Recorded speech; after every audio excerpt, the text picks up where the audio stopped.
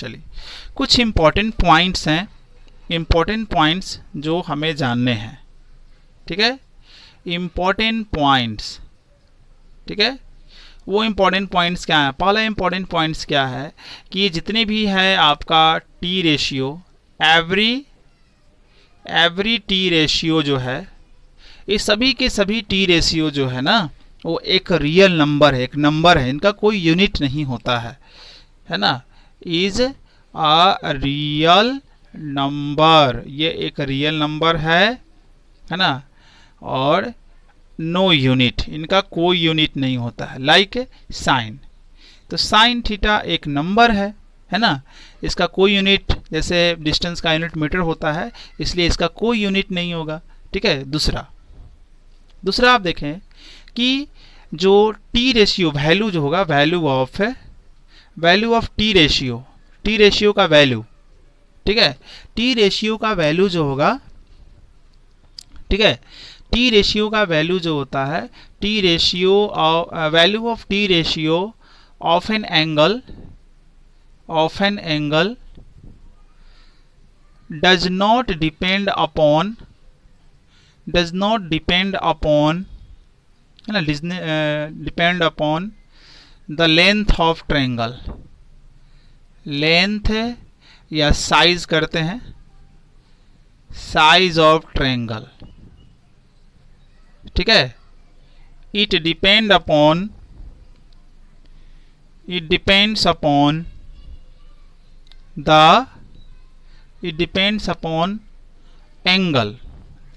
Upon angle, मतलब आइए समझते हैं इसको। जैसे ये है कि ये एक ट्रायंगल हो गया है ना, ये पी क्यू आर यहाँ बना रहा है 30 डिग्री। अब इसी ट्रायंगल से यहाँ पी डैश क्यू डैश, एक ट्रायंगल आपका ये हो गया और एक ट्रायंगल ये हो गया, तो ये बड़ा ट्रायंगल हो गया, ये छोटा ट्रायंगल हो गया। तो क्या बड़ा ट्रायंगल के लिए साइन निकालेंगे हम, इस केस में साइन थीटा निकालें, ये थीटा हो गया हमारा, और इस केस में साइन थीटा निकालें, तो दोनों सेम आएगा है ना। Sine theta cos theta tan theta का जो वैल्यू होता है वो ट्रायंगल के साइज पर नहीं डिपेंड करता, वो डिपेंड ये करता है कि ट्रायंगल कितना एंगल बना रहा है। जैसे ये भी यहाँ 38 डिग्री बना रहा है और ये भी जो है इस पॉइंट पर 30 डिग्री ही बना रहा है, तो इन दोनों केस में साइन थीटा का जो वैल्यू होगा वो बिल्कुल सेम होगा। वही बात मैंने लिखा है कि जो ट्रिग्नोमेट्रिकल रेशियो होते हैं like sine theta cos theta tan theta, उनका वैल्यू ट्रायंगल के साइज पर नहीं डिपेंड करेगा, उनका डिपेंड करेगा वैल्यू कि वो एंगल कितना बना रहे हैं उस पर डिपेंड करेगा। तो ये भी आपका 30 डिग्री ही बना रहा है और ये भी आपका 30 डिग्री ही बना रहा है। सो इन दोनों के लिए साइन का वैल्यू, टैन का वैल्यू, कॉस का वैल्यू बिल्कुल आपका सेम हो जाएगा स्टूडेंट। ठीक है, चलिए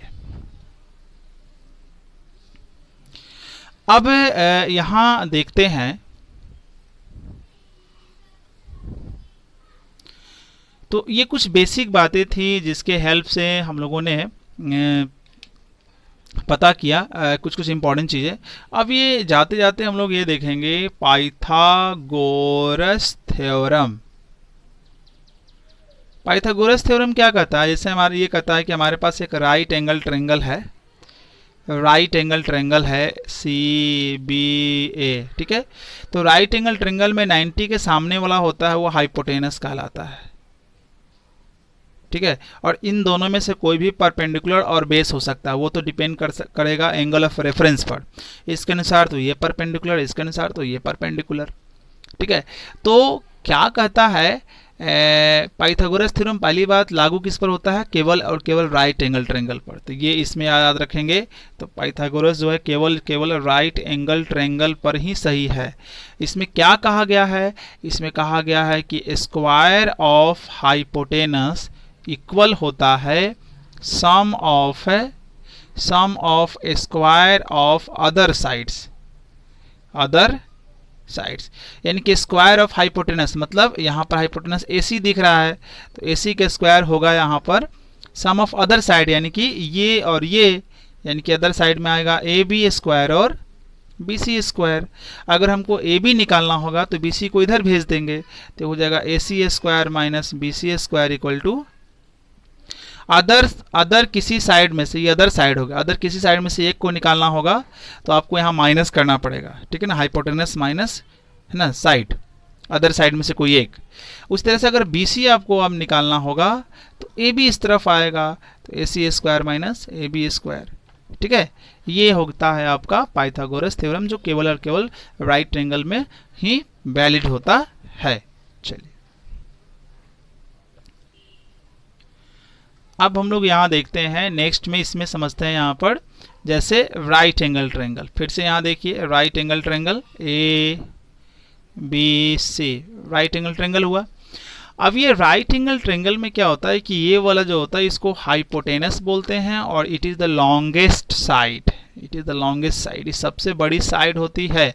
मीन्स AC बड़ी होगी AB से, ठीक है, AC बड़ी होगी AB से, और हम दोनों तरफ AB से डिवाइड कर दे रहे हैं, AB से डिवाइड कर दे रहे हैं, तो ये हो गया आपका, है ना, AB से बड़ी होगी ना, एक मिनट रुक जाइए, इसको ऐसे नहीं करना चाहिए था।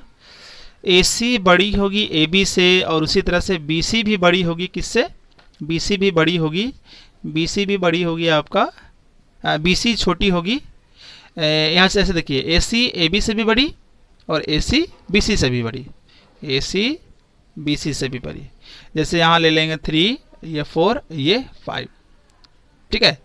अब आप यहाँ गौर से देखिए, जैसे साइन यहाँ मान लिया थीटा, तो साइन थीटा का फॉर्मूला क्या होता है, P/H। P हमारा परपेंडिकुलर इसके अनुसार 3 हो जाएगा, और हाइपोटेनस यहाँ 90 होगा, तो ये 5। ये बताओ कि 3/5 न्यूमरेटर ज़्यादा है, न्यूमरेटर कम है और डिनोमिनेटर ज़्यादा है। जब डिनोमिनेटर ज़्यादा होगा न्यूमरेटर से, तो वो वैल्यू कितना होता है, 1 से लेस होता है। मतलब साइन की वैल्यू कितनी होती है, हमेशा 1 से कम होगी। साइन की वैल्यू क्या होगी, हमेशा 1 से कम होगी या 1 के इक्वल होगी, ठीक है, 1 से कम होगी या 1 के इक्वल होगी, ठीक है। जैसे इस ट्रायंगल में देखिए, ये दोनों आपस में सेम भी हो सकते हैं, ठीक है, एक के तो इक्वल लगता है, नहीं, एक का इक्वल नहीं होगा कभी, ठीक है, एक का इक्वल नहीं होगा, हाँ, केवल 1 से कम होगी साइन की वैल्यू। अब आते हैं कॉस की बात देखते हैं। कॉस का होता है B/H, तो ये हो गया 4, ये 5। ये भी देखो डिनोमिनेटर बड़ा है न्यूमरेटर से, ये भी 1 से लेस होगा, यानी कि कॉस की जो है ना, कॉस का जो वैल्यू होगा वो भी आपका 1 से लेस होगा, ठीक है। The value of sine, the value of जो है कॉस जो होगा वो 1 से आपका लेस होगा। पर्टिकुलर कंडीशन में 1 के बराबर होता है, यहाँ ये याद रखिएगा, किसी पर्टिकुलर खास कंडीशन में ये वैल्यू 1 के बराबर होती है, ये वैल्यू 1 के बराबर होती है। जनरली जो होते हैं साइन और कॉस जो होते हैं 1 से कम होंगे। तो जब ये 1 से कम होंगे, साइन 1 से कम होंगे, तो साइन का उल्टा जो होता है कॉसेक थीटा, वो 1 से ज़्यादा होगा और पर्टिकुलर कंडीशन में 1 के बराबर हो जाएगा। फिर इसका उल्टा जो होता है सेक होता है, सब कॉस 1 से कम है तो सेक जो होगा ना 1 से ज़्यादा होगा और पर्टिकुलर कंडीशन में 1 के बराबर होगा। तो साइन हो, कॉस हो, सेक हो, कॉसेक हो, ये पर्टिकुलर खास कंडीशन में ही 1 के बराबर होते हैं, जो आगे हम लोग डिस्कस करेंगे, है ना। 1 के बराबर होता है जनरली, ये दोनों 1 से कम होंगे, ये जनरली 1 से बड़े होंगे, ठीक है। तो स्टूडेंट इस वीडियो में इतना ही। ये पूरा जो इंट्रोडक्शन टू ट्रिग्नोमेट्री में बेसिक था, और भी अगले लेक्चर में हम लोग बेसिक पढ़ेंगे और कुछ भी छोटी छोटी बातों को ध्यान देंगे। Then we will do some questions on that. Thank you.